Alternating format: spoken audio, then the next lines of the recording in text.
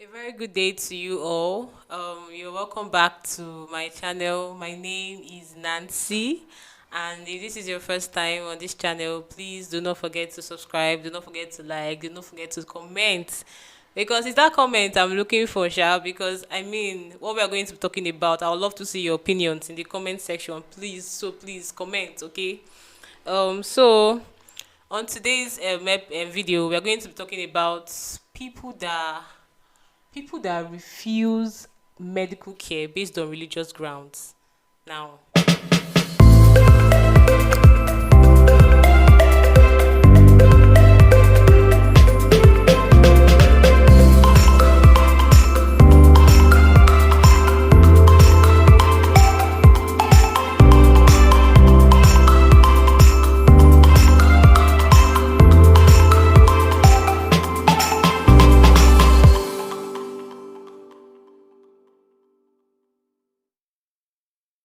we have all seen people like that. We've all heard, if we have not seen, right?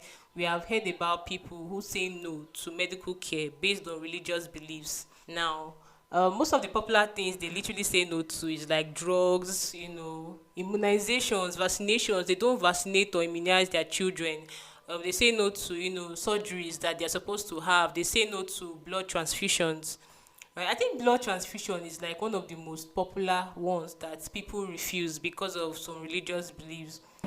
I've had a personal experience. That Okay. was back in 2018. What happened was that we have this patient that had SCI, spinal cord injury. And also, the patient is an SCA patient, that's sickle cell anemic patient, and had hip arthroplasty. So after the surgery, lot of blood was lost. It was inevitable for a blood transfusion.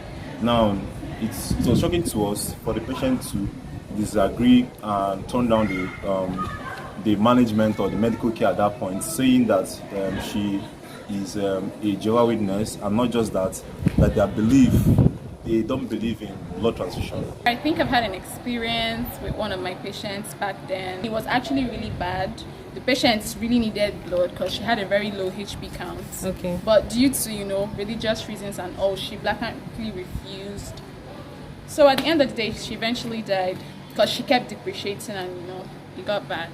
Sometimes you hear stories of pregnant women that their pastors or their preachers, like their spiritual mentors, keep giving this notion that they will deliver like Hebrew women, and you see them, the pregnancy is complicated, and the best thing is just for them to have a CS. But because they hold on tightly to this, their pastors preaching or belief about Hebrew women, they decline, putting themselves and even their unborn children at risk. If you listen to some of the reasons why these people refuse this medical, treatment, receive medical care, it's just baffling, because you'll be wondering, like, is it the same God we are serving? This is in my own opinion, right? That's why I want you guys to comment. Like, what do you people think about people who refuse medical care based on religious beliefs? They believe that blood is life, right? So taking someone else's blood is to them taking someone else's life to them. It's just belief, the belief that God is omnipotent, omnipowerful, and he's supposed to be the supernatural healer, and he's supposed to interfere and intervene in all situations. That's just it. So they hold on strongly, tightly to this belief that God will do it, God will do it, forgetting that God works, but also he works in different ways, and you receiving that medical treatment is also an avenue for God to work. So it's just beliefs that God is the best solution. Their healing will not come from men. Religion is like something that really has a strong hold on people. So I think it's something they've really grown up with, and when you're born into something, it's really hard to really take a really different turn on it. So I wouldn't really know their reason. Okay. But I mean, every church has some doctrines that are seriously just really off.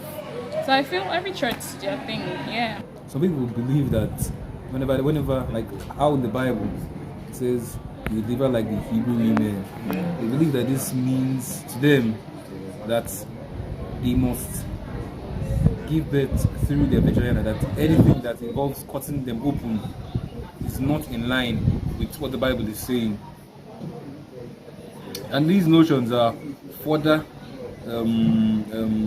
let's say, they are encouraged by their religious leaders.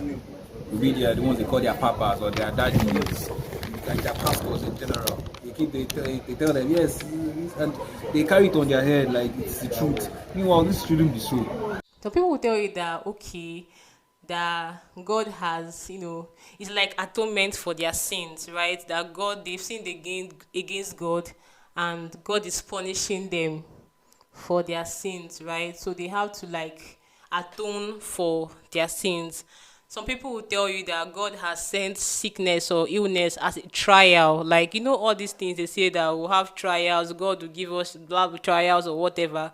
So God has put it there as a trial. So they have to go through that trial. People will tell you, yes, some people will say that like if you are sick or you are ill, right, those are for the extremists. Like this one, I think this one is more for extremists who do not even like go to the hospitals. Like these are like for religious extremists who do not go to hospitals at all, because some people don't even go, right? Some people are, it's that bad, some people don't even go. At least those ones that go, they kind of refuse one or two. It's not like they refuse everything.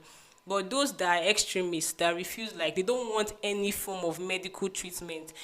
Some of them will tell you that God died God died and He has released healing powers or healing whatever. So like if you're sick and He's going to heal you, you don't need hospital.